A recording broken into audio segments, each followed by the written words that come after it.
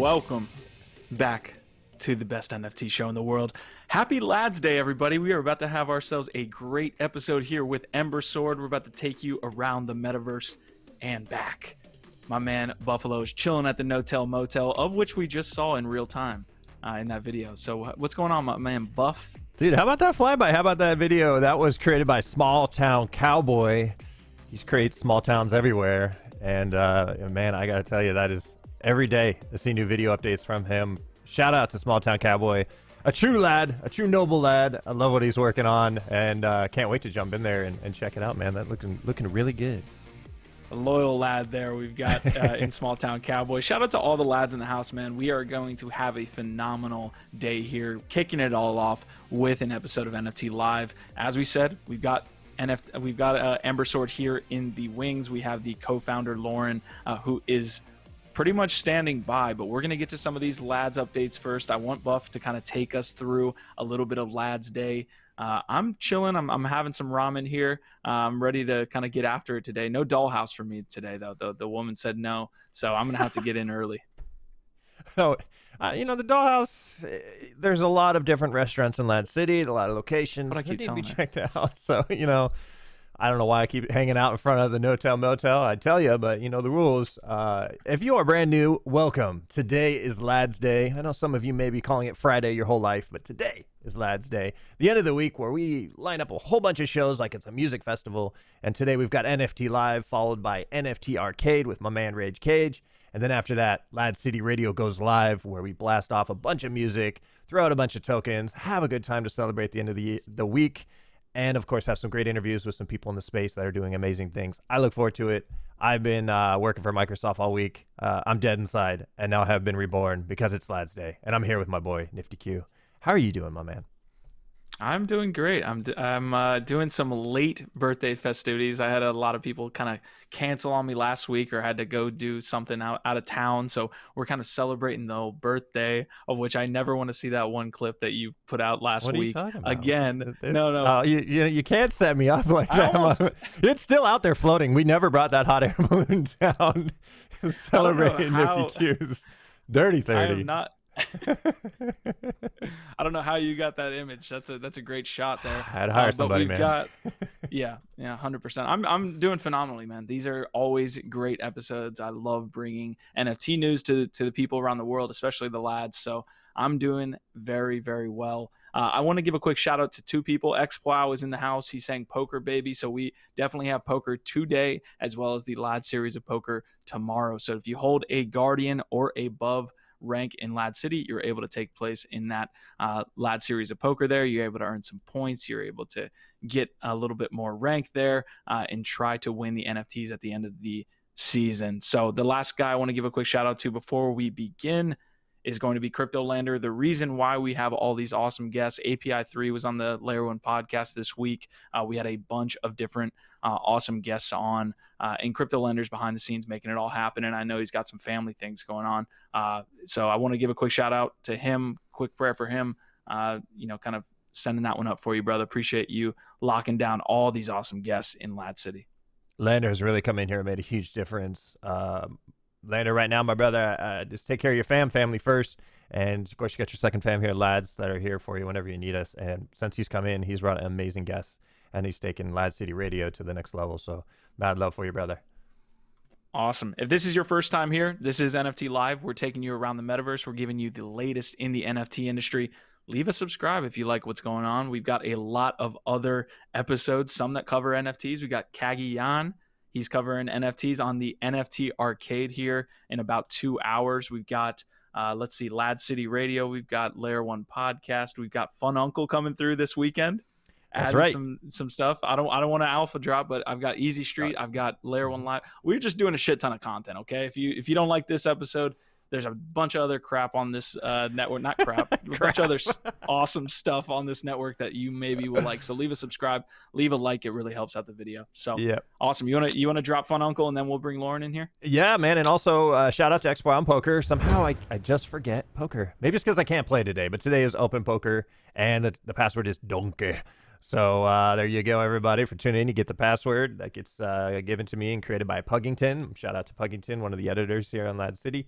And yeah, Donkey is the open tournament. If you're brand new here, you can play. And tomorrow, if you want to get in on the season tournament, you have to be a Guardian or above and get to beat up on the Buffalo. I have been doing terrible. Last week, I streamed the movie Maverick in LADZ City in the LADZ movie theater for 24 hours. And it didn't seem to teach me anything more about poker. Mel Gibson let me down. But again, I've got just, I don't know, man. I don't know what it is. I got to get back into the groove of poker. I'm just getting beat up. Some good players in LADZ City. Got to watch yourself. But yeah, we're moving into grooving, man. You want to get into this interview? I do.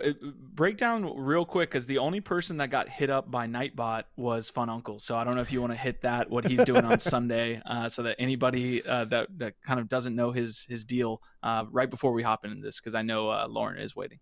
Yeah. So you guys, we have ourselves a new show. So we pretty much we're 6 days a week. We had Saturday with Expo hosting poker, but now on Sunday, the day everyone usually rests up and tumbleweeds roll around in LADZ City. Well, now we're going live. Our seventh day in a row now of shows. Fun Uncle will be live this Sunday, 11 a.m. Pacific Standard Time. We'll be streaming it into LADZ City and also on his Twitch channel. So you'll get to check him out. It's an orientation introduction into the Fun Uncle. So he's very excited to reach out to all his nieces and nephews here in LADZ City to really recap a fun show. He's going to look at some charts. We haven't had some TA action in a long time. And shout out to Dimitri. And also, it's just going to be, he's Fun Uncle. He's going to talk about a lot of things. He's going to show up, and then he's going to leave again, and then you're going to miss the uncle, and then you're going to come on back, man. You know how your uncles be. But we have an uncle now in LADZ City. Fun Uncle is coming around. I'm very excited because I've worked with this guy personally, so he's got great energy. He's been in the space for a while, and he's all about it. So shout out to my man, Fun Uncle. Absolutely, man. Maybe one day he'll get on the mothership here on YouTube. But Buff, before this is the absolute last thing. I know Lauren's like, what the hell, guys? We're here to talk about Ember Sword. I know what we talked about before the episode, where we weren't going to press the balloon button, but you did mention a quick portion there that I want to kind of hit. You said we haven't had TA on since Dimitri left. It was the Bear's birthday yesterday. So I don't know if you, there we go. We needed one excuse.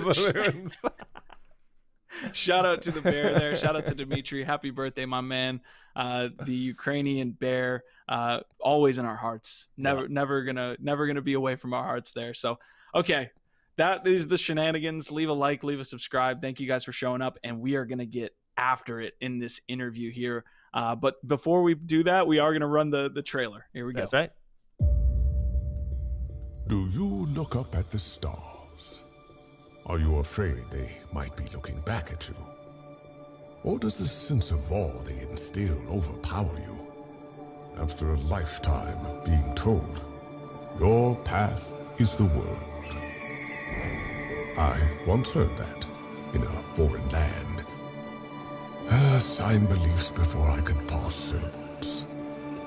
It was only in these wondrous hills that I found providence. In these woods, you will discover your calling and raise your home.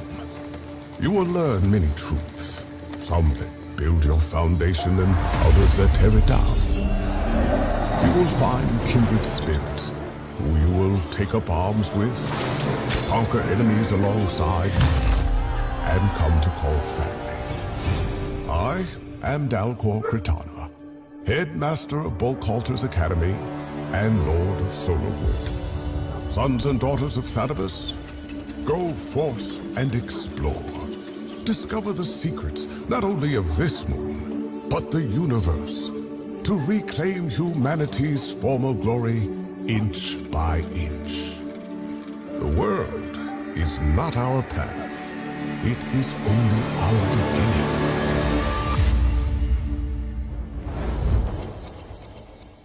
Woo!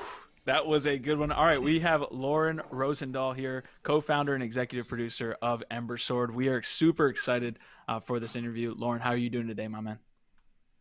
Q, Buff, great to be with you. Yeah, obviously really excited to kind of delve into it.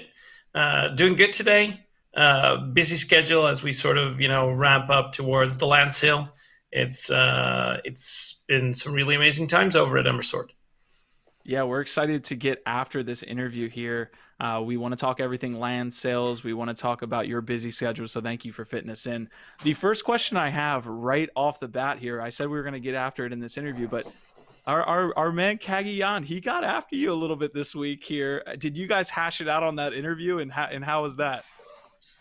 Yeah, actually we did. We had a really great interview afterwards. I think it makes a lot of sense. And I mean, you can see it. There's like a full 1 hour interview with me kind of digging into some of the points that he previously raised, which, I can completely understand what we're doing. There's a lot of things about what we're doing that are new that we think certainly are awesome and hold amazing potential, especially for kind of, like the crypto and play to earn community. And luckily we got to sit down and kind of clear up all the, let's say all of the gaps in understanding that were there, and just had a great old time together. And I think it's just just generally help people in the community also better understand sort of the right angle of looking at what we're doing here. So that was good. I really enjoyed that conversation.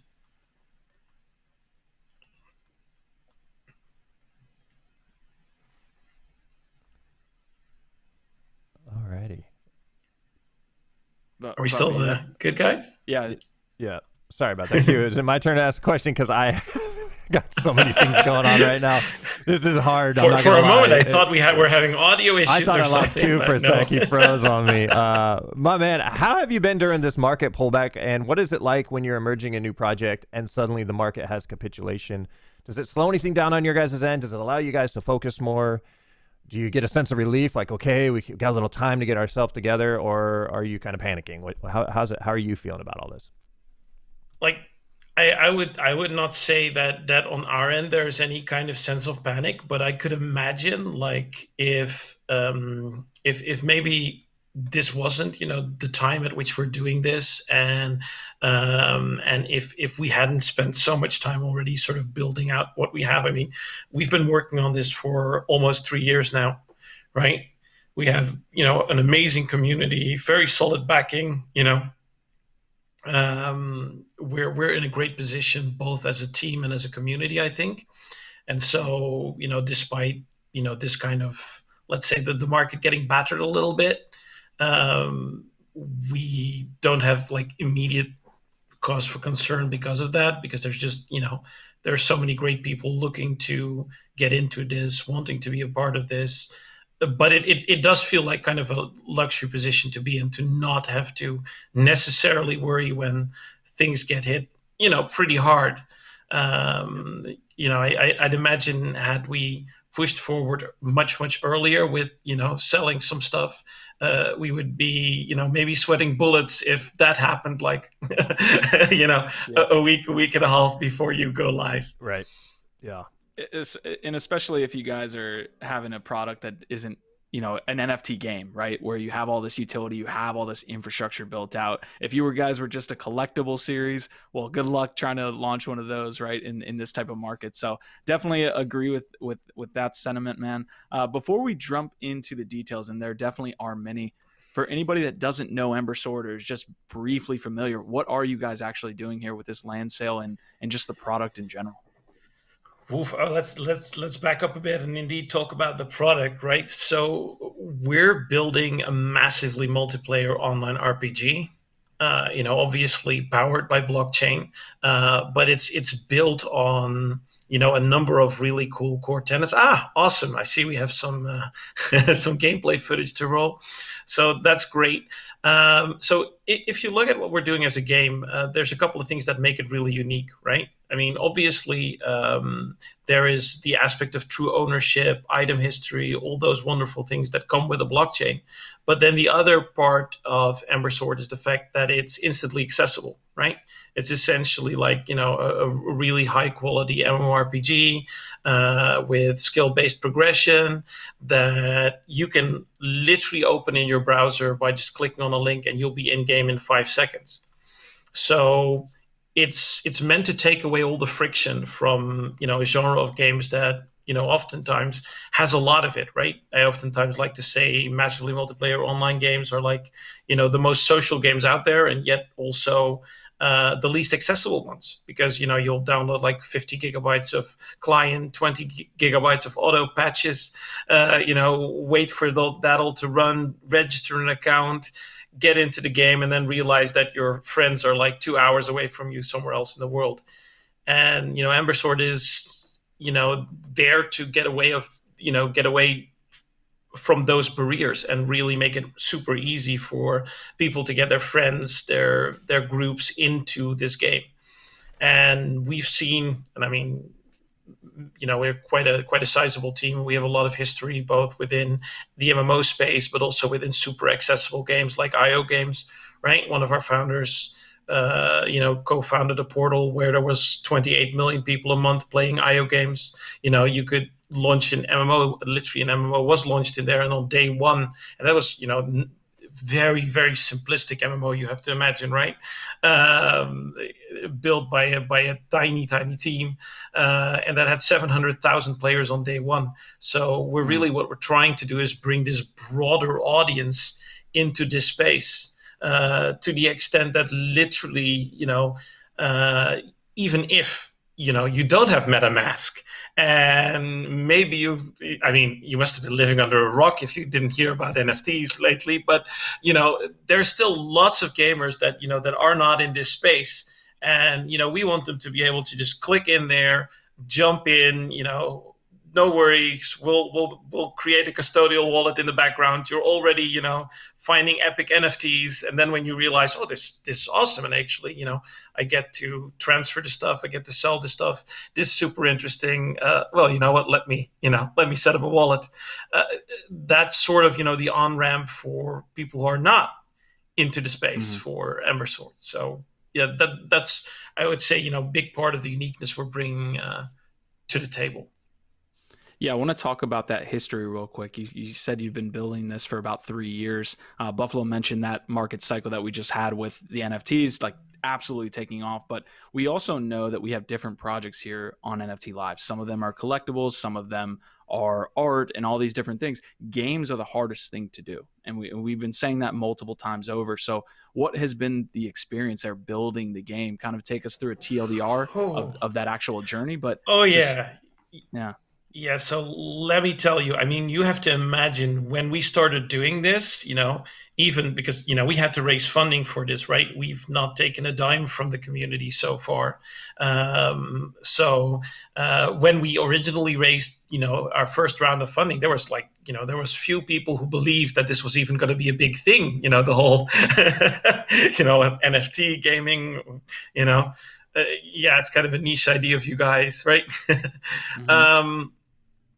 So that was interesting. And then if you're looking at what we're trying to do here, it's admittedly a highly ambitious project, which is why we spend so much time in sort of this early production phases.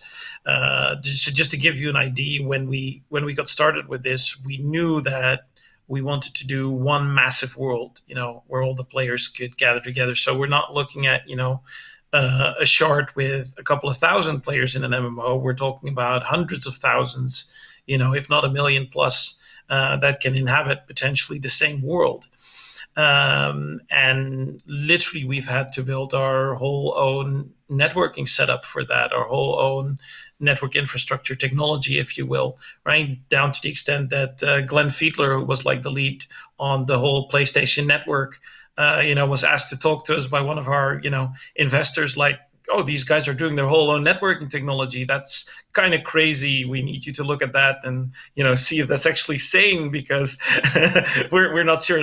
Not too many people can pull that off. And, Glenn looked at it and was like, we had a conversation with him for about half an hour, and then he wrote an email 2 minutes later saying, let them build whatever they ask for. They understand what they're doing, which was awesome. That was like a big checkbox. But we basically ended up building our whole own network, technology to make this whole thing run and scale.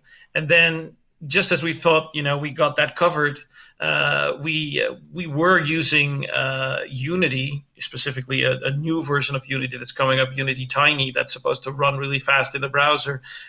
as our front end for the game engine, right? Figuring, at least we don't have to build that. And then we ran into the fact that just, it wasn't coming along fast enough. Many of the features we need weren't there, weren't functioning and performing to the level we needed it to really be able to offer the quality of experience we wanted to. That was kind of, you'd be able to play it in the browser as well as you'd be able to play it as a local desktop client on your PC or Mac, which, by the way, both supported. So we had to build the whole engine up from the ground up as well.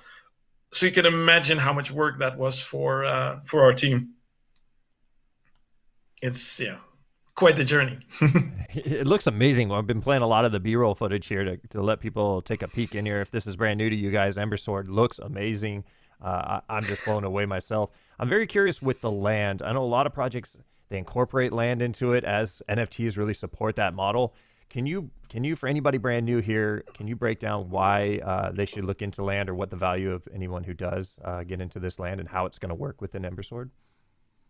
Yeah. Actually, we just released an article about this too on Medium. It's literally gone up just before I hopped into the session with you. And actually, I kind of leaked a little bit about it during my interview with Kage as well. Nice. But basically, what it comes down to is like, a lot of the value generation, within Ember Sword centers on land. What I mean by that is, NFT, cosmetic collectibles, things like that, they are found on the land. They, you can sell them at exchanges in towns and cities.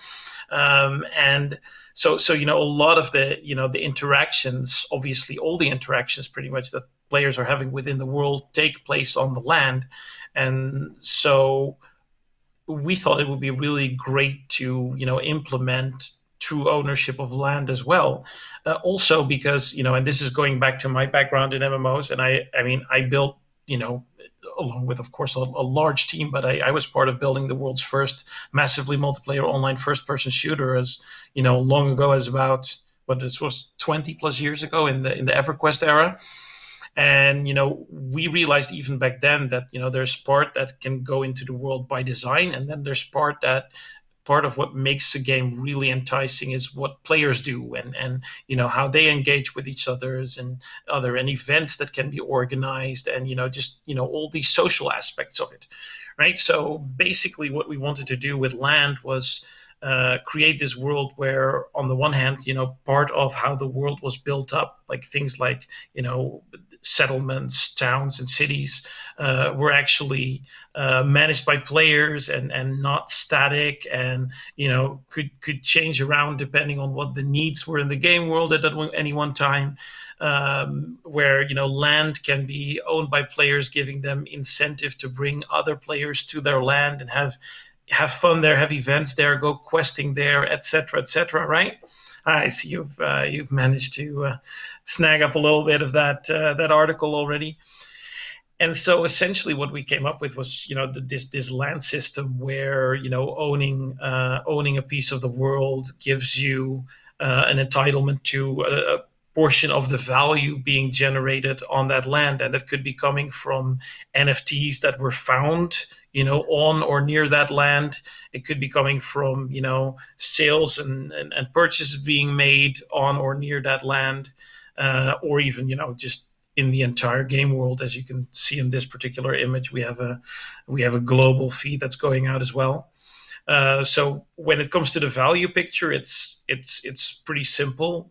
Anywhere where there's activity and value being generated on land, it is something that we're rewarding, and we're like super excited about that, particularly because it creates all these new models. Like I've managed at some point a team of 35 game masters, and a lot of these companies are paying people to fulfill GM roles. And if you look at guild leadership in other games, things like that, these are also things that people do pretty much full time, even though they're not making a dime for it, just for the sheer joy of it. And we just thought it would be so awesome if we could create a game world where if you really want to engage with the game, you can go even so far as to set up your guild, have your town or city or whatever it is you center your guild around, and then have that generate an income even boosted by the activity of the guild. So, being the leader of a guild could be, your full-time job. It's kind of the next step in let's say allowing people to be compensated for the value that they're generating, like wherever people are generating value in games. And maybe as a very quick breakdown, I mean, there's obviously different types of land that are around. We've got cities, we've got towns. These are a bit more, these will work also a bit more passively because they're like hubs in the game. And then you've got your settlements, your little outposts where players will come to resupply. And of course, you've got your regular land. And that's all, the very first portion, just, for those people that heard nothing of the land sale, right? We're starting out with Solarwood, which is one of the 4 nations of the game. And we'll be, selling roughly 30% of the land there. So it's really just kind of, the cluster of land around the capital, because we want to take that step by step and kind of, just start taking that land live step by step, and then, expanding the world as we expand the player base. Building something truly amazing together. Yeah, I think there's a whole conversation we could have on capturing value within games and how a lot of players have not had that specifically, right? In regular traditional gaming, I mean, we could go down that rabbit hole and we would be here for a long time. But I do want to touch on the Kagian videos that he kind of released, the kind of claims that were being made, because I know we have a lot of people in our community that are parallel with his community, and the whole pay to win versus free to play. I think there's a lot of conversations and debates that are necessary to have as we're out on the fringes building these new things. And I think you did a great job on that interview. I watched, I think, about 45 minutes of it, and you did a phenomenal job. So for those people that know about his kind of questions about the NFTs, which assets are NFTs, cosmetics, and all these different things, could you give us a quick breakdown there, and then what your answer to those claims were? Yeah, so like very simply put, this kind of starts at, how do you create a game that's accessible for a broad audience, right? And I had this, obviously with Kagi, I had this conversation about this as well, where he said, look, if you look at the size of the gaming market, it's of course enormous. But if you look at the size of free to play, like, out of almost $140 billion a year gaming market, 98 billion is games that are free to get into, right? And only 24 billion is premium games that you have to pay for in advance. So, the first question you have to answer if you're doing something like Ember Sword is, do we want to be a game where you have to make like a bunch of NFT purchases just to be able to get into it? Now, obviously, we didn't want that because we wanted to, open up to the super broad audience. And the way we chose to do that with Ember Sword is through cosmetic collectibles, which admittedly are a lot of stuff, right? I mean, that's how your weapons look, your gear, your pets, your your mounts. There's a lot in there, and I think a lot of people kind of. This is to some extent also a sensible thing, because if you're looking into the play to earn side of things, there's a lot of games that just sort of throw almost everything on chain, right? And here we're going, let's do cosmetic collectibles, let's make that the most valuable thing. And obviously one of the reasons we're doing that is because actually, if you look at gaming, it's historically proven that a crap ton of the value is there, right? In fact, $40 billion a year in purely skins, right, is more than the entire premium games market added together. So that's kind of our strategy to making this broadly accessible to players. So what we basically said is, look, because we're building an MMO, it's super complicated to build this, right? To get the balance right, this is incredibly tough. We've got some great veterans on board, and even they will tell you they got it wrong every time until, a couple of tries, etc. Right? So you wouldn't want to build an MMO, stick all the items on the blockchain, and then find out that you've got balancing issues, and be smacking yourself in the head and have build something which is, let's say broken, but also you can't go change it because, otherwise you're going to have riots because people, put their real money down for those particular items. And so instead what we did is we said, okay, let's have this in-game off-chain bit of the economy where there's like simple in-game gold, basic items, things like that. Let's make that a bit more of a commodity, almost the fuel that you use to go on your adventure and collect all these epic NFTs, right? And you can get into that, and we can give you that. We're not hurting the NFT economy in any way. We can retune, rebalance, make some weapons a little stronger, some weapons a little weaker if they need to be, et cetera, right? As the game grows and expands. But then we've got all of these cosmetics, which are unique, truly rare. You slot them onto these items. They determine how they look and feel. They carry the history of, this sword was used to slay this world boss for the first time by such and so on stream with 50,000 souls watching, right? And you've got essentially the equivalent of, James Bond's first Walter PPK, right? This is the kind of thing that we're bringing to the space. So it takes a bit of time to kind of wrap your head around it. But everything we've known and seen shows that actually the value of these things is not just purely in like some utility. I mean, we're literally talking about nowadays in Counter-Strike Go and CSGO, there is skins for knives being sold at thousands of dollars. There is, kids literally using gambling websites to try to get real money out of these things, because of the fact that you can't cash those bloody Steam dollars into anything else than more games. And if you've sold $5,000 worth of knives, right? Yeah. That you run out of games you want to buy with this. You just want some way to monetize that value.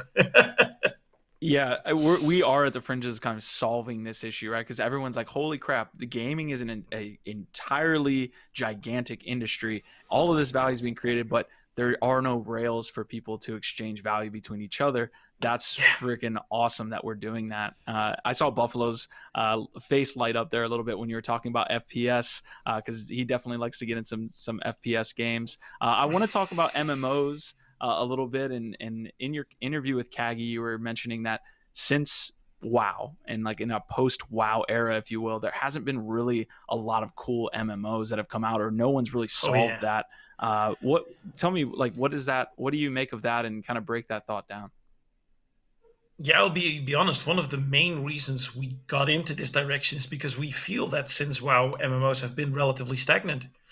And I would almost say some of the things that many of us loved about these games, with some people hearkening all the way, back to games like RuneScape even, which have admittedly gotten a bit dated, right? But we lost so much of those great traits, and yet at the same time we did not manage to bring back sort of this mass appeal and accessibility that also kind of peaked at World of Warcraft. So we think that's a real shame, and that there's a massive potential to do things differently within this genre, and that's what excites us so much. There's a lot of ideas in here that I've worked on some unreleased titles, and there's a lot of ideas in here, some of which literally the first prototypes were built for by now 15 years ago, and they just never saw market. And I'm so excited to be bringing that to the community. I'll pick one example, right? But one of the things we're doing, for example, is our AI director, or our AI game master, if you will, in our case, right? Which is literally a system where, and we can do this because we've got sort of this this isometric view on the world. So there's large swaths of the world that's not being seen by any one player at any time, and so we've got this AI that's actually kind of dropping quests in your lap, and you're not realizing it's happening. So you might be adventuring with 4 friends, and somewhere off screen where no one can see it, it spawns like a character, and that character suddenly comes running up on your screen. It's like, help, my caravan got robbed, and they got my wife, you got to save her, etc., right? And you don't really realize you're going on a quest, until you've saved that caravan, etc., and then you get a reward as, that was awesome. I didn't run up to a dude with an exclamation mark on his head. It wasn't kill 10 rats and bring me their pelts, right? This is the kind of thing we're going for, right? And then to make that massively social, so you can be like, this is freaking awesome. right? Here's a Mm-hmm. link, buddy. Click it, join me, hop on in, let's play together, right? That's just super exciting. So, what kind of mindset do you have, like roadmap style? Like, how far out are you right now in your mind with this project? Like 4 years, 5 years, 10 years? Like, how far out there do you see this project right now? Oh yeah. Well, first of all, I mean, we're building something, and it's one of those unique things with with just the whole blockchain space and what it can do. Like, we're not building this game because we expect to finish something, put it out there, and then be like, that was fun, bye. Right? This isn't one of those those games you just released. This is a game that's going to live on potentially forever. And so we have to take everything from that perspective, even down to future governance solutions, et cetera, and moving that further forward. So that's going to be super interesting. Where are we at right now? Basically, we have very much strongly this sort of philosophy of building the game together with the community. So what we're looking to do is we're initially looking, and that'll be sort of Q3, Q4 of this year, to bring some slices of what we want to bring with the game, just bits and pieces into the community, and allow those people that have already bought in a chance to experience a bit of it. And then essentially we're going to, on a sort of a quarterly release scheme, allow people to kind of discover this game and this world. So once we get beyond the initial tests, where we bring some people in, we're going to basically expand the world, starting from the capital of Solarwood and working our way out, tackling another capital, working our way out, and sort of slowly filling in all 4 nations of the game, right? Mm-hmm. And just expanding upon it more and more with every step that we take. So it's gonna be a longer road, but it's gonna be one where the people will be along for the journey, and getting to experience that as they go. And yeah, we'll just have to see in terms of the timing, what's the exact moment where we feel like opening the doors for the masses, right? Because that's going to be exciting, because there's going to be some point in this process where we're going to have decide to flip the switch, and it won't just be people who bought land or tokens or whatever, right? But it'll just be like open the floodgates, everyone can come in, and that we're super will be looking an forward to interesting that, day of for course. you. that Oh, clip yeah. live for everyone in the world. Yeah, that'll be an interesting day. So one of the awesome things about NFT Live, when we have this live show, is that we get to actually have guests and ask them questions from the community, right? So we have a lot of good questions that are coming in. Some comments as well. Danny Boy saying, Ember Sword, just take my money now. We've got, can I buy with a credit card? I don't like gas fees, as well as one more question. Win beta. That's basically Nick Costa says, I'm so excited to get my hands on beta, win beta. So those 2 questions, can you hit them? Right. Okay, no worries. So first of all, can you hey, Kagi, can you use a credit card? Yeah, there's a guide up, I believe, that you'll find, and you can always ask the helpful people in our Discord community. We have it's like some almost 20,000 people strong. It's there's lots of people willing to help, but there's basically a guide for how you can relatively easily real money to WETH or wrapped ETH, or basically ETH on Matic in this particular case, to get in on the land sales. So that one's relatively easy. Beta, I mean alpha, beta, it depends on what your definition is of the term. I'd like to just nail it down to you're going to get to experience, at least for the people that buy in on the land, right? You'll get to experience some chunks of what Ember Sword is like as early as this year. And we're just going to be expanding from there, as kind of I mentioned before. Yeah, we definitely have. Hanford is saying, feels like a tease. Went to find where I can play now. Listen, that's where we're at in NFT. Okay, so yeah, exactly. So unless you manage to to kidnap the family of one of our alpha testers, There you go. And there's He's very giving you few some alpha hints. testers. Listen. So I want to continue because we do have a full episode to get to as well as this interview. So I definitely want to ask one or a couple last questions here. I remember Go in ahead. 2016, 2017, when DTube and these decentralized versions of traditional media were coming out, I remember thinking, man, this is so awesome. We're going to Yep. decentralize everything. This is Yep. all going to be great. And then once you actually put that out into the wild, you start to realize, like, holy shit, like maybe this is a problem. Because if you decentralize something fully and you don't maybe take the right approaches to building that, I think you can get into a couple different issues, right? With DTube specifically, what if they put gore on there? What if they put nudity on there? Yeah. You have all of these different things that come along with just saying decentralize, throw it out into the world. So I definitely like, I guess, the way that you guys are building it up from here, right? Hopefully we get to the point Yeah. in society where we can just decentralize a game fully and do all these different things. I do want to talk about the PvP and PvE portion because that's a whole nother debate too.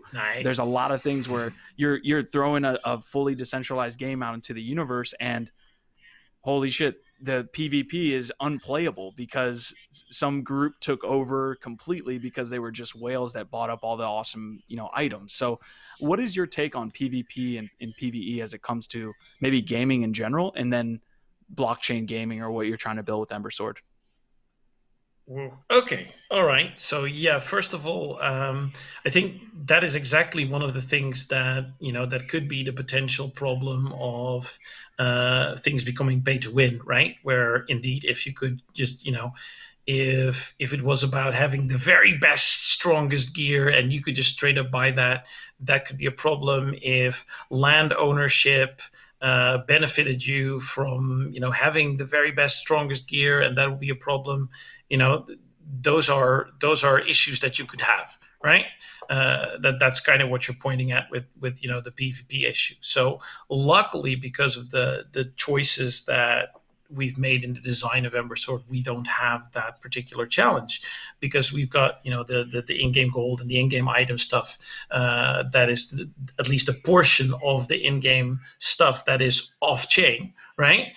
That sort of ensures that you can't just straight up let's say get the situation where by buying particular things you would be massively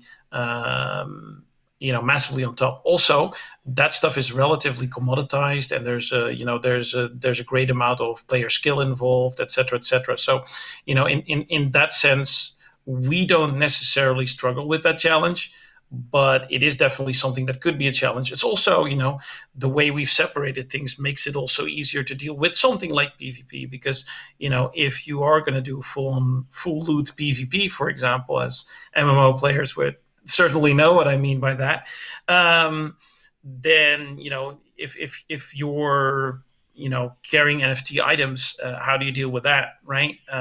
We got NFT items dropping over the floor all over the place, right? You have to bump your NFTs into a contract or into a custodial wallet just to be able to play with them, so I can drop them on the floor when someone kills you, right? This is kind of something that we resolved, because you have all these off-chain items that can drop and you can lose and that are replaceable. You just spend a bit more time, craft a few more, right? Boom, and then you can go back on your way. And then you've got these NFTs that you kind of slot on top of them, that you'll never lose, right? They're not dropping, they're yours, they're in your wallet, they're safe. And I think, kind of harkening back to the first thing you said, which was going fully decentralized could also make people put some really weird stuff in your world. And this is one of the things we're doing relatively, I think solving relatively elegantly too, by being more of a curated world, right? So it's much more, in terms of Ember Sword, yes, you can place, on your settlement and on your town and on your city, you can put buildings down, but they're buildings that are curated, things that either we have designed or, people have designed from the artist workshop and we have at least reviewed. So, there is not, let's say, giant phallic symbols standing all around the land, right? I mean, this even happened with, what was it, Spore? Mm-hmm. Weird stuff will happen. Total total and unfettered freedom is sometimes a really good thing, but sometimes it can also give people the space to ruin things for others. And so we're trying to balance things out well, so we get the best experience for everyone. Yeah, that's tough. That's like gaming the gaming system, which, in this now play to earn model, I think there's no way to predict 100% what's going to happen since you guys are the first move. But good luck to that. And, I is really just trying to stay up on top of that because, I was going to, create the penis palace, but apparently I can't now. You guys won't let that happen. But, See, hey, there you go. Good on Exactly. You. It would look terrible anyways. No, I mean, you could create the penis palace. You could submit it to our, our content creators program, and then unfortunately, someone would probably say this is highly creative. We can maybe suggest a couple of other games where you could monetize this. Exactly. There are a couple of adult sites that might be interested in your work, Buff, but it's probably not going to fly within Ember Sword. Good answer. Good answer. That's an answer straight out of the No Tell Motel right there, Buff. Yeah, I'm a classy lad right here. God. All right, so we're pretty much good on all of the information. Was there anything that we didn't touch that you kind of want to hit with the community? And also, last chance here, guys, to ask your questions to Lauren. I think I have one here. Our sales on Polygon. Yeah, that's correct. Polygon slash Matic is where the sale is, and there's obviously good reason for that, which is the insane ETH gas fees, and we're just we're taking our first steps there, just also because we know that there's going to be more stuff to come, and if you actually want to be able to freely trade even lesser valuable NFT items, better be somewhere where the gas prices don't make it so that trading anything that's worth less than, let's say, $100 is just a stupid idea. Yeah. So that's that. In terms of on the front of anything that's not been mentioned, well, I'm sure everyone has noticed by now, land sale is starting on the 27th. You can find the details on embersword.com. Obviously, if this is something you like, this is something you're interested in, join us, join our community, sign up to the newsletter, join us in Discord. We, love to have you as part of the community. We have a really, really, amazing group down there, including a lot of volunteers that have been with us for literally years. So, we look forward to seeing you there, and hopefully sometime in the not too far future, see you in Ember Sword. My man, awesome interview that you put down here. Last question before you go. MMO that you played growing up. I know you mentioned RuneScape. That was a phenomenal one. What did you play growing up that influenced you here? Okay, so the MMO FPS that I mentioned is actually called Neocron, and Buff, with your background, you would thoroughly enjoy that game. You can still kind of find some community maintained version, 20-ish years later. But it was the world's first massively multiplayer online first-person shooter in a cyberpunk type world. One of the things that certainly, although that may seem quite distant from Ember Sword, I also played, by the way, WoW in the very early testing phases. But one of the things that relates there anyway was Neocron was also a skill-based system, right? You want to be good at something, go do it, right? And it's the same for Ember Sword. Grab a sword, go fight with it. Suddenly you become awesome at fighting with swords. And there's so many skills for you to master, and it's not too tough to master a skill. So, within no time flat, you're adding value within a particular role, and there's still a million things for you to discover. I think that's one of those things that's really cool. But yeah, with your No Tell Motel, Neocron was actually, had its fair share of controversy because it actually featured like fully featured strip clubs and such. Yep. And it was like NC-17 rated and such. So it definitely yeah. It's of course, very, very old by now. Yep. But yeah, that game was to some extent a great inspiration, and a lot of the unique things we did there, even just as as the game master team of the game were, things that I think inspired some of the things we're doing right now, where, there wasn't a lot of awesome tech yet. And so we would write scripts and put awesome things together and just, spend hours in game coordinating events and epic quests for people. Like literally, I mean, back then the only quest you could get was just go to a computer and it said like, go kill 10 rats, right? Pretty much. So, it was awesome to then go out with the GMs and actually take people on, these amazing quest lines that we just all cooked up together. And the funny thing is, some of the things we did back there, were never done that well, or even near that well in an automated, more advanced questing game. And so some of that stuff is, stuff that we're super excited to bring to people in the future. All right, man. This has been great. I appreciate that candid answer. That's a throwback, by the way. So we were happy to get that one. But we're looking forward to this sale. We're looking forward to following all that you guys are doing with kind of the features and the dynamics that go along with building a whole game. There's a lot that goes along with it. So definitely good luck to you guys, and we'll be following you. For sure. Thanks. Awesome. Thanks for having me, and, great chatting with you guys. Right on, man. Take care. Wish you the best. Peace. Take care, everyone. Man, I'm excited. Some of these games we've been reviewing lately just look amazing, and Ember Sword definitely looks amazing on that end. I'm a huge fan. Yeah, is Bear calling you? Nope. Yeah, Ember Sword looks great, man. I really wanted to touch on that free to play and play to earn and the difference between PvE and PvP. It reminded me. I brought up that DTube example because it did remind me of that, man. Like I remember back in the day, RuneScape. Like yes, you want PvP, but I remember crying at my desk because I lost everything. I lost all of my assets because I was in the wilderness. So there's some pieces where you want it, but at the same time you have to it's a very, very delicate balance, a lot like decentralized media. It really is. You want it to be one way, but once you throw it out into the world, there's a need to be a little bit pragmatic because it's not as perfect as you think it will be. Someone's gonna fuck it up for somebody, so you do need that. I mean, look at the internet. There is a bunch of dark shit on the internet, right? It's just, there's always going to be bad apples. There's always going to be a percentage of people that are going to manipulate the system or just do crazy stuff on it that wasn't really what it was for. But if we let fear drive us to hold back on an innovation, it's going to hold back the creativity. But you bring up a great point, and you also think about how at play to earn now and how there's going to be money on the line for these games, and you already get people hacking and destroying me in Day of Defeat, my old school game. And they're not making anything off of it. They're just killing me and making me cry at the computer. So, I mean, when you put money on the game, we're really going to start to see in the next couple of years how gaming evolves into that and how the level playing field stays level for all participants involved.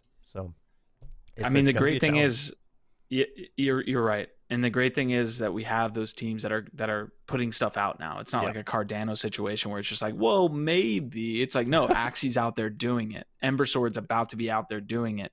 Let's see what happens. Let's see what happens, and then we'll kind of adjust our sites based on actual actions and the reactions. So super excited, man. Great interview. I knew he was when he was on Kaggy's show. He did a great job. So happy to have him on. That was good stuff for sure. I'm very excited to see where that goes, and very curious with the land collaboration of a city, to get the lads. If there's enough lads in here that want to go in on this, let us know, because as these projects emerge and there is a chance for a group of lads to get involved in land sales or building, we've got the Lads Metaverse Builders, the forum themselves, Small Town Cowboy will be running that. If you are interested in the metaverse or gaming that involves land and developing characters and collabing with not just yourself, but a guild or, a city or a tribe, that is definitely within Lads project together for anybody that's involved in that. Oof. Right. Small Town Cowboy just making a name for himself, dude, man. I love it. I was just trying to get him on Lad City Radio tonight, but he's already out partying. He's enjoying his Lads Day. So he said, how about next week? I said, man, you can any Lads Day, any Lad City Radio. You've got a spot to come on in, and let's get the lads to learn more about you. Amazing stuff. All right, guys, last thing I want from you, drop in chat if you're going to be participating in the sale. Obviously, Buff just laid out that we have all of these different things going on where you can get involved.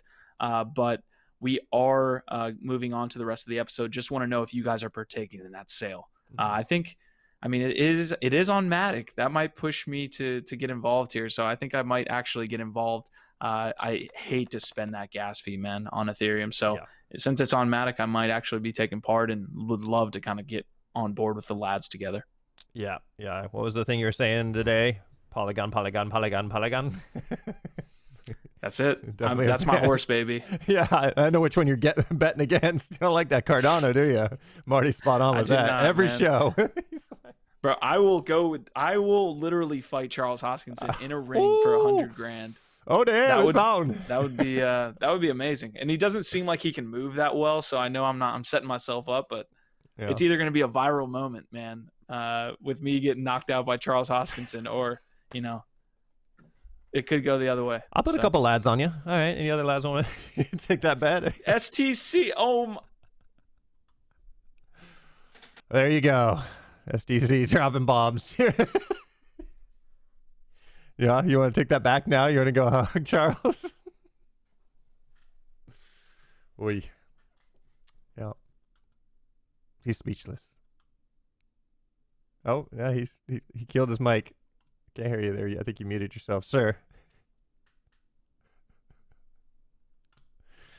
Snag is saying that he'll buy tickets to that fight as well. Maybe we'll hold it in the LADZ arena. The LADZ gaming arena. We have yet to have an event. But, yeah. I think that shocked you so much that he has left the stream and now he's back.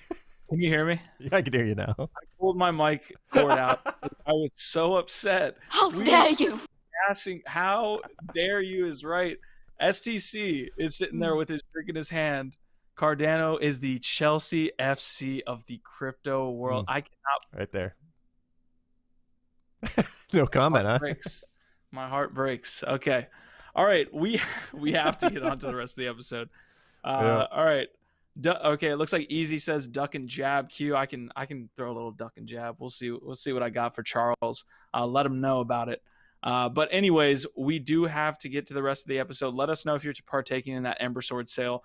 Otherwise, I will hop into the first story of the day. Basically, we have the NFT Weekly rundown. Love what these guys are doing here. Over at the NFT Plaza. Small Town Cowboy saying, sorry, sir. You do not have to be sorry. Just we're having some fun. I love it. Keep it coming. Yeah, right. NFT sales May 13th through the 20th. So basically a weekly rundown here from the guys at NFT Plazas. They kind of give us the big sales of the week, general overview stuff. Basically, guys, what you need to know here is that the general market pullback has affected NFTs. We saw it before the actual NFT or the crypto market pullback. We had already seen a bit of a dip with NFTs, and that is only more affected now. We've got collectible market data here. So you see NBA Top Shot is at around 8 million. Weren't they doing like 200 million at one point, I think, during this run? I think it got up to a pretty strong amount over a 7-day period. But now they're down to 8 mil. CryptoPunks is still the whales are having some fun here. So Rares is making its name known, and then Meebits. Top 4 collectible sales here are going to be what we just witnessed, and then we head into the NFT markets. Most of it's happening on OpenSea. Wearable there with a combined 18.7 mil. It looks like that's a decrease in value for OpenSea of over 56%, and Wearable is going to be about 41% decrease. So that's, considerable. We also see Nifty Gateway here kind of taking the king spot per usual. We've got NFT related cryptocurrencies as well. I can zoom in a little bit, but it looks like they pop into CoinGecko here and kind of tracking this. Again, this is, I believe, about a day old. So keep in mind, some of these might be down from here. Flow, that hurts a little bit. Yeah, you had to zoom out to see my face there, didn't you? We got Sorry, Fear and Greed Index. This mirrors 12, 11. I haven't seen it that low since the bottom when COVID hit in March of 2020. There's some fear in the market right now. Yeah, and they're saying here this is a unique level, as these levels haven't been seen since March 2020. I think that's what you were saying. Pretty much most of the time in this market, it pays attention. Yeah, so basically looking at the Fear and Greed Index, and that was that big Black Thursday crash there in March of 2020. So that's where we're at right now, guys, and that's going to be a lot of the NFT market. The good projects are going to continue to raise funds. People aren't going to be probably spending as much on NFTs until this little greed index, fear and greed index, moves a little bit to the right. So everything's hurting, as EC is saying in the chat there. Yeah, actually, I reached out to Llama as this was going down. I said, Llama, what is it like out there? And he said, human sacrifice, dogs and cats living together, mass hysteria. And I knew it was real. The pullback is real. You knew. The pullback was in fact real. We got out. We're kind of sitting pretty. We got lucky. Let's be honest. Let's be honest. The night before the big pullback, me and Q were like, we should probably, pull some off the table here, get ready for the next wave. Wake up in the morning, I look at my phone, and man, was I feeling tall already, and now I'm just like, okay. But, sometimes you just get lucky when you get that feeling, but what goes up must come down. And, I mean, we were calling top in February. Let's be honest. We had no idea how long this would last. We knew it was crazy. When SNL was doing stuff about NFTs, I knew that holy crap, there's definitely getting to that point where people haven't talked to me in years are reaching out to me like, hey, Buff. They weren't calling me Buff. Nobody calls me Buff outside LADZ City. But they were like, yo, Randy, what do I do with this crypto stuff? And I'm like, oh, no. This is definitely signs that we are getting closer to the top. And a pullback is healthy. Honestly, a nice pullback in Bitcoin and the market itself would allow a second leg this year to get higher and see a nice level. So if we just really correct right now, I don't know. That'd be a little, I think for the summer, expect a little up and down. That's my prediction, but who knows? Nobody does. Nobody does. EC saying NFT on a discount. Everything hurts, even Matic. Crypto Stamina saying the fear index bottomed out. Mirroring XPOS statement here. Good time to buy. So we will probably see I like Hubber Snacks piece here. I think charts going sideways for a while. Yep. We could potentially see that. But again, we're not going to get too much into price predictions here. That's a whole rabbit hole. Hubber Snacks made a good point. Which land can the LADZ Treasury afford? We will get that info for you and see what that treasury looks like at this point. Obviously, the NFT vault and the treasury are important pieces going forward as we look to mature the DAO a little bit, mature that noble role as we look to move into the future. So we'll get you more of that info as we go forward for sure. Boom, boom. And we'll get you this info now, right? Here we go. Poker password coming at you. Coming in hot. They're slow playing this, man. There you go. Today's password, donkey. They're slow playing. The same. All right, let's potentially run the Guild of Guardians piece here as I break this down. I've got a Guild of Guardians sale getting ready for their NFT sale again. This isn't, I mean, it's a mobile game. It's got a pretty large following here. So we've got the mobile action role-playing game Guild of Guardians hosting their first NFT founder sale. We've got kind of a look here at what this is going to be. So we've got basically the heroes for this game, and then the rest is going to be filled out by guild. So you're going to be able to actually purchase the ability to fill up a guild. So as you can see, $200 gets you max 20 members and 1% of guild crafting sales, and so on and so forth. You can kind of go all the way up to this mythic, which is going to be $100,000. I'm sure you're getting into that one, Buff. Yep. We got early bird discounts, and then we also have some, obviously, the ability to uncap the ability to buy a actual member. Actually, it looks like 7,500. So there's the economics piece of this, which is if this game kind of blows up and allows you to have guilds and be the founder of this guild, and then you get more people kind of within these guilds, there's only a max number. So you're going to be the one, if this game kind of blows up, you're going to be the one that has ownership of this guild and not the members within the guild themselves. So I'm sure you'll be able to think of all these different mechanics as the game evolves. But really quick, hopping back in, May 26th at 8 p.m. Eastern Standard. First wave of the NFT sale is a 20% discount. You can, and then they kind of go into what is going to be kind of earned here at each level. So guild leaders will earn a share of the revenue of their guild members, generating passive income. A total of 9,760 NFTs are going to be for sale. A total of 5 million there. So this article, which I'll link here, Robert Hugendorn does a great job of Play to Earn, and he kind of breaks down the importance of what this guild is going to be. And this is really the most important right here. He kind of, from a subjective standpoint, says, frankly, the current setup has a place for 48,500 gamers to be part of the guild. Immutable and Step ICO or Stepico already communicate their idea to mint more adventurers guilds or to create a basic guild token. So there's basically not going to be enough space for a large scale game for guys to get in on these different guilds. So you definitely want to purchase that. Again, we're going to be following this stuff. I might be able to pull up the YouTube video myself if you don't have that. I got buff. it. Just waiting on the queue. Let's run it. Roll the beautiful bean footage.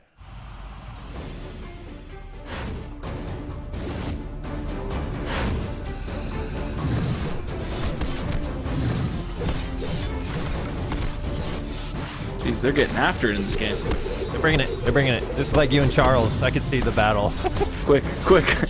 Me and Charles. You really want that Home Alone thing? You're trying to get that screenshot of both of us. You two wants me to do it. All right. I love it. All right, Guild of Guardians coming out. Land sale here this week, or I believe in the coming weeks, it's going to be May 26th at 8 p.m. Eastern Standard. So we'll be following that sale. We'll see how they do. Again, 5 million if they do sell out that whole thing. We do have some news here from Genies. Genies is obviously the avatar NFT collectible platform, if you will, on Flow. They're partying with Pac-Man. So you see the Pac-Man shoes here. This is basically an announcement, right? There's nothing really that's going to be actually, ready to go. But let's see if we can get into it. So we got Pac-Man Genies. These are going to be for sale on OpenSea, and I'm almost positive I just ate my words because this is actually live right now. So we see Pac-Man memorabilia here live on OpenSea.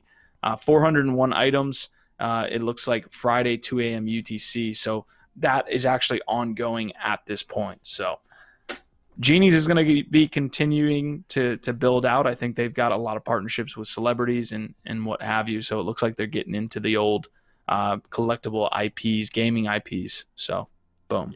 Yeah, I believe we have a video for that as well. That is going to be Genies. Interesting start to this video. I wouldn't pay too much attention to the start of this video. I haven't watched it all. Guys. All I know is here we go. Good luck.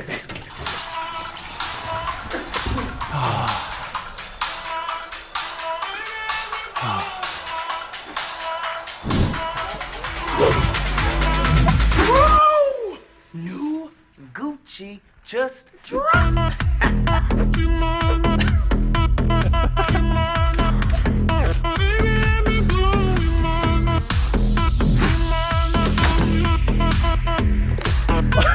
I'm never leaving Ibiza. All right. Wanna hit the slopes this weekend? By the way, this is how I trade crypto. From the shore. With emojis. Yeah, right. Really blowing my mind. The gym, bruh. Cancel your membership. All right. I have never had a sober Uber driver in my life. So down.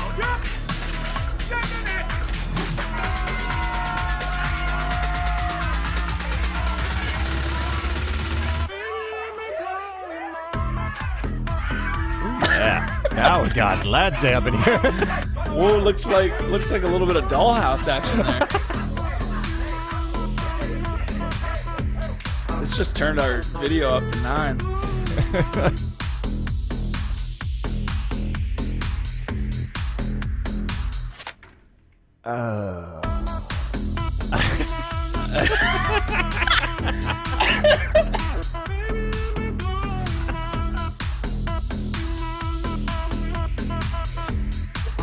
Hold on. That was awesome. It really was. I almost was like telling you to cut it halfway. Yeah, Wow. I could tell, and I wasn't gonna. I wanted to see where it's going. I don't know. I'm speechless. That was a really cool. That was a really cool advertisement there from Genies. Genies is only going to get better. I think there's an important piece here that people in the West don't kind of take for granted, which is the ability for emojis and bitmojis and all these different things. In Asia, that's a huge market, and it's just starting to become a huge market. People are using memes, gifs, all of these different bitmojis now here in the West, but in Asia, that is like built out. So I think that's what Genies is attacking there. So it's still getting there. I feel like even having a conversation in the West about this stuff is you can kind of feel it out, but it's just not as built out. I mean, it's $1 billion industry, I'm sure, if not more, in Asia, man. They just love that type of piece there, that feature.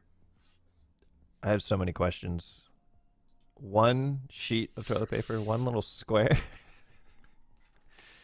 Let me take dry poops. Dude, this episode is so raunchy. This needs like an NSFW piece between what you were talking about with the penis palace. Come on, that's not that bad. All right, you know.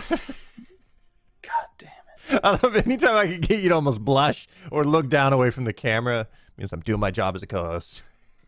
Listen, STC is coming after. STC is like 3 beers deep, 3 pints deep here. He said it's pronounced GIF. It's actually pronounced GIF. I don't know if you guys know this, but the guy that created GIFs says it's GIF. So I'm going to go with the guy that created it, but I will continue to die on this hill because I have died on it multiple times, and I'm saying GIF for the remainder of my life. Tomato, tomato, GIF, GIF. It's not goof, so no. All right, episode is falling apart, guys. Listen, that's what happens late in the episode. We got an interview. We laid it down earlier in the episode here, so you got to cut us some slack on this portion. So be following the Pac-Man wearables and Genies. There are some sales, as you can see here. Last sale 0.169 for some of these, 0.18, 0.2. So it looks like there is somewhat of a floor, but go ahead and check that out yourself. Not investment advice whatsoever. And I'm going to get to this next story. Easy also says the creator got it wrong. Man, that is something. That is something. They said that about Cardano too. All right, boom. Here we go into the next piece here. Red Bull joins the race for Formula One NFTs. Basically, Red Bull Racing. We've already seen Formula One kind of come out with Animoca Brands here and release a ton of different F1 NFTs, but we do have Red Bull Racing here with a partnership. And I'll actually pull up the actual announcement because it looks really nice. They're working as well with Tezos. So we haven't seen too much on the Tezos blockchain and actually releasing NFTs, but it looks like Tezos is joining the charge as official blockchain partners. Not much to do with this article. It's just, again, an announcement, and I stand by that. It's not going to be a Pac-Man situation.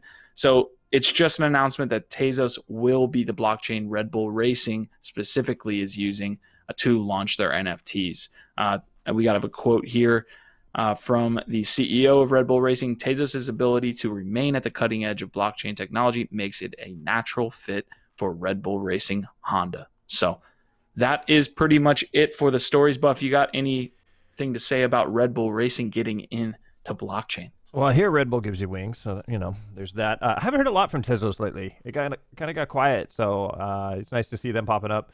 I believe there's one more story we have. Oh yeah, yep. And hit it. It's interesting to talk about this. This is NFT memes. If you can bring it up on your screen, I think I put the link in there. Thanks, my brother. We talked about Disaster Girl. We talked about a lot of these memes that are popping up and doing NFT sales. It looks like Charlie, who bit my finger. The video is being auctioned as an NFT. I feel bad for him. They should have done this sooner. The market is a little, interesting right now. They might be able to not pull as much. But they are about to do a sale. And I heard that they are then going to be taking down the original video. But as you know, with YouTube, there's going to be a million different versions of it now. Oh, okay. But Okay. yeah, and I Oh, look at believe, those guys. yeah, they're getting older by the minute. And you know, I'm curious to see how this sale does. And honestly, I'm really curious to see how a lot of these projects that have dates lined up right now, are they going to stick with it? Are they going to push it back? I know projects that have already said, hey, we're going to hold off right now. Like we were going to launch this weekend. We're holding off for the just, you know, the timing of the market and just, you know, for the overall success of the launch. We can always push it back a little bit and make sure that we just get higher numbers of people that are ready to be involved instead of people, you know, not want to touch anything right now. So Charlie, well, you bit that finger. I hope they do all right. That's just such a classic video, man. Yeah. Carrots is having a good comment here. He says, it's so strange to take down the original video. Maybe they're doing it for marketing or something, but it is super weird to say, hey, we're going to take off this original video, but maybe that gives the NFT more value. I see both sides to it. For him. Yeah, I see both sides of that too. So yeah, that's very interesting. And we'll see if that's a trend for a lot of these other meme projects that have their original video hosted on a centralized system like YouTube. Boom. All right. So we are going to finish up this episode here, guys. Appreciate you sticking with us till the end. We are going to end here with Charlie Bit My Finger video being auctioned as an NFT. So we will follow the sale there and see how much these guys rake in. If you're like an early to mid 2000s meme, you're doing a great job right now. If you decided you wanted to sell an NFT, because these guys are raking in some cash just basically from nothing, right? They had no idea that this NFT craze was going to be happening. And then I think the annoying girlfriend one went for like 500K. So, jeez. Yeah. Yeah, it's one of those. It's interesting. It's like winning the lottery with these meme moments that just suddenly become, you know, just encaptured in the history of the internet. Do you remember the very first YouTube video? Do you know what it is? I've seen this. It's one guy at the zoo. Is he at the zoo? Yep. Yes. Mm-hmm. I don't. You would know. Yeah. Well, you know too, man. My man. So, but yeah, it's just one of those interesting things. They had no idea what they were starting, and look where we are with, you know, video. And I think one thing that you brought up earlier, man, with DTube and DLive and all these other decentralized video platforms. Why do we not have anything yet? I know Theta is definitely a network that I'm very interested in looking into. I'm really curious where we can go in the coming years with decentralization of video platforms. Again, video can get really dirty and gross, and YouTube tries its best to create that. But I'll watch a funny bear video, and the next video it's a head-on collision and everyone dies. I'm like, what the hell, YouTube? So I mean, there's still a bunch of crap on YouTube that's not good, but you know, and that's a centralized system. So I'm curious to see, when can we decentralize this and, you know, get some power for the user?